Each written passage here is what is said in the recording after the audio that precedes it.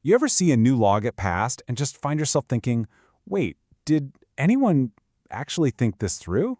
Well, today, we're going to dig into a pretty radical idea for building a smarter government, one that puts expertise right into its DNA, not by accident, but on purpose. So, let's kick things off with a huge question, one that really gets to the heart of how our government works. In a democracy, where do we keep the instruction manual? Who holds on to that deep, long-term memory of how all these incredibly complicated systems actually work? The answer is kind of shocking, and honestly, a little unnerving. We've never actually decided. The way we handle institutional memory wasn't some grand plan. It's basically an accident. It just sort of happened. So, if we all agree that we need this kind of deep knowledge to make good laws, but we never built a proper home for it, where on earth did it end up? I mean, think about it, right? We know experience matters. We really feel it when it's missing, every time a new law causes a bunch of problems no one saw coming. But we never officially built a place for it. So instead, that vital role just drifted. It ended up in the House of Lords not because anyone planned it that way, but just because it was the easiest place for it to land. Okay, so this leads to the obvious next question.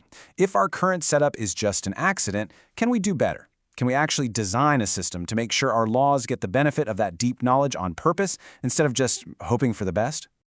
Well, the proposal we're looking at today borrows a really powerful idea from a place we all know, the corporate boardroom. What if Parliament had something like its own board of directors? And this is where the analogy gets really good. A company's board is there to provide oversight and that long-term corporate memory. A parliamentary expert bench would do the exact same thing, but for the government. It would offer that crucial context on massive, complex things like the NHS or the justice system. It's the same job, just, the stakes are a little higher. See, the real magic of a non-executive director isn't that they're running the show day to day. Nope, it's their experience. They've been around the block. They've seen what happens when a beautiful idea on paper meets the messy real world, and they can spot those hidden icebergs. That is precisely the kind of perspective this bench would bring to lawmaking. Okay, let's talk nuts and bolts for a second, because this is the part that can make people a little nervous. And it's so important to get this right. This whole idea is about adding perspective. It is not about shifting power.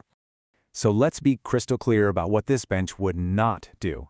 It wouldn't veto laws, it wouldn't issue orders, and it absolutely would not be deciding policy. Think of it more like an early warning system.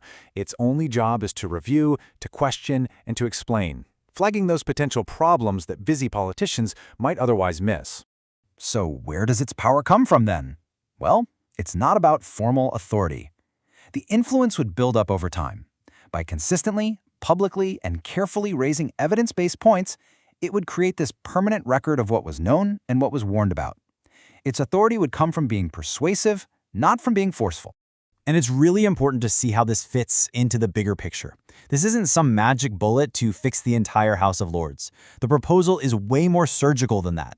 It's about fixing a specific, missing function inside Parliament. And what's really cool is just how flexible this idea is. It doesn't depend on one single model of reform. You could have this expert bench inside a reformed appointed house or alongside elected members in some kind of hybrid system. You could even just create it as a special group within the current house. It's about the capability, not the building it's in. At the end of the day, the whole thing really boils down to one simple, elegant principle. How do you get all the value of deep experience and institutional memory without handing over the final say to unelected experts? It's all about separating the value of knowing from the power of deciding. So, what's the real impact of an idea like this? Well, it completely changes the conversation. It moves us away from just passively accepting the accidental system we have, and it forces us to have a deliberate, intentional debate about what we actually want our government to be. There's a quote from the source material that just captures this delicate balance perfectly. It's about recognizing that remembering how things work is valuable without pretending that memory should rule. I mean, that's it, right? It's about learning from the past to make better decisions now without ever undermining the democratic idea that our elected representatives have the final say. And that might be the most powerful part of this whole thing. It forces us to stop answering that huge question, where should expertise live, by default. Instead, it makes us ask it and debate it deliberately. It turns a quiet assumption into a loud public choice. So I'll leave you with this final thought to chew on. The debate might not really be about giving experts the ultimate power.